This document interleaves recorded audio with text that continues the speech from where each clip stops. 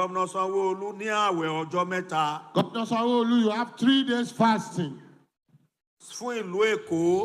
Ẹ káàbọ̀ sórí ìkànnì Pavilion TV gbogbo ẹ̀yin olólùfẹ́ wa ní gbogbo ibi tí ẹ ti ń wò wá káàkiri àgbáńlá ayé. Ojú tẹ́ fi ń wò wá kò ní fọ́ o, bẹ́ẹ̀ ni etí tẹ́ fi ń gbọ́ wá kò ní di. Lónìí, ṣé bí Yorùbá ló bọ̀ wọ́n ní gbọmọgbọmọ báyìí là ń rán fáadití. Èyí ló dífá fún ọ̀rọ̀ tí Prophet Segun Adebayo tí wọ́n sọ tí wọ́n fi ránṣẹ́ sí Gọ́vnà Babajide Sanwoolu ti ìlú Èkó.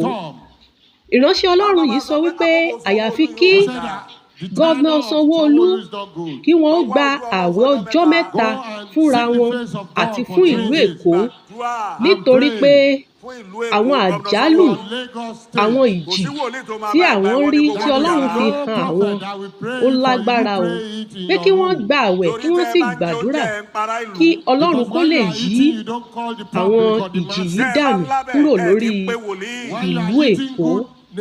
Ìránṣẹ́ Ọlọ́run yìí tẹnu mọ́ ọ̀rọ̀ yìí gidigidi. Wọ́n sì rọ Sanwó-Olú wípé kódà ìránṣẹ́ Ọlọ́run kankan ò mà lè ràn wọ́n lọ́wọ́ láti bá wọn gbàwẹ̀ náà. Governor Sanwoolu ní àwẹ̀ ọjọ́ mẹ́ta. Governor Sanwoolu, you have 3 days fasting. Òun là fi ń kọ Fún ìlú Èkó. méje. For Ẹ jẹ́ Lagos ká jọ gbọ́ látẹnu State. ìránṣẹ́ Governor Ọlọ́run. Sanwoolu Governor Sanwoolu, ní àwẹ̀ ọjọ́ mẹ́ta fún have been ńlá. going to 3 days fasting for yourself. Olúwa, God, àkókò tèmi lẹ́kọ̀ọ́ yìí. my time, my tenure in Lagos. Má jẹ́ kórúkọ mi di ohun tí wọ́n máa fi bú. Then let them use my name to be a cause. Ìṣẹ̀lẹ̀ tó máa ṣẹlẹ̀ What will happen nílùú Èkó. in this Lagos Eléyìí ń ṣe látọwọ́ ènìyàn. is not from man-made. Ìjì ni. It's a storm.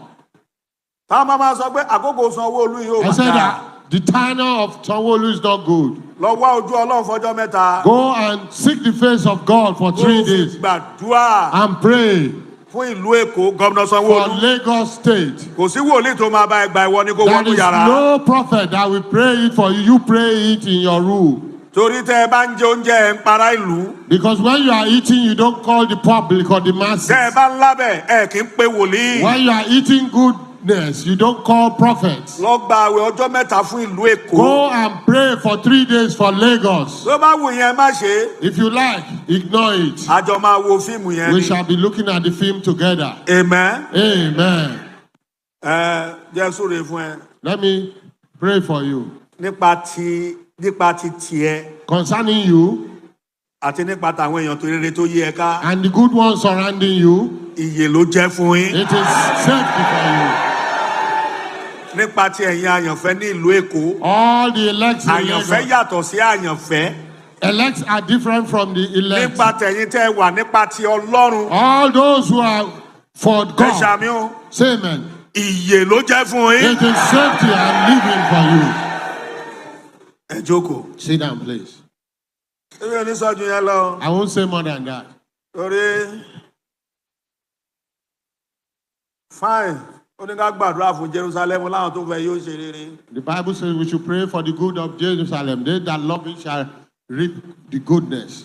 Ọlọ́run ní ìṣẹ̀lẹ̀ tó ṣẹlẹ̀ sí Sódómù àti Gòmárà ti wá. The hand of God was the effect of what happened in Sodom and Gomorrah. Kì í ṣe pé wọn ò gbàdúrà. It's not because they don't pray. Wọ́n gbàdúrà náà They did pray. fún ara Ọlọ́run. It was God Ó himself. ṣe ohun tó wù ú ni. He did what he loved. Ṣùgbọ́n ó fẹ́ ṣe ohun tó wù ú l'Ékòó. And he wants to do what he likes in Lagos. Ó dẹ̀ máa lágbára gan. And it will be very powerful. Lórúkọ Jésù. In the name of Jesus. Àwọn èèyàn wa wà ní Victoria Island. Our people are in VI. Àwọn èèyàn wa wà ní Ìkòyí. We have them in Ikoyi. Àwọn èèyàn wa wà ní Banana. We have them in Banana Island. Mo gbàdúrà fún gbogbo ẹni tí mo dárúkọ I yẹn. pray for all those Àwọn in èèyàn wa that ti area. ẹ̀pọ̀ ń VGC. Ẹ káàbọ̀ There's a lot padà. of them in VGC. A lérò pé àwa náà ti fi Many of etí them wa are here gbọ́ now. Èjì kan bí náà ò ní ìránṣẹ́ tán Ọlọ́run ẹ̀. ṣe No sọ̀rọ̀. song will affect you.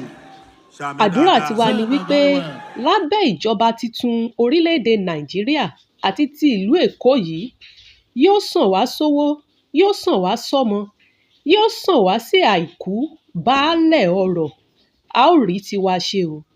Ẹ má gbàgbé láti máa fi èrò tiyín ránṣẹ́ lórí comment section. Ẹ ṣé tẹ̀ ń gbọ́ wa ní gbogbo ìgbà. Ẹ subscribe sórí ìkànnì yìí Pavilion TV fún àwọn ìròyìn àsìkò àti kàyéfì. Ẹ ṣé tẹ̀ ń wò wá.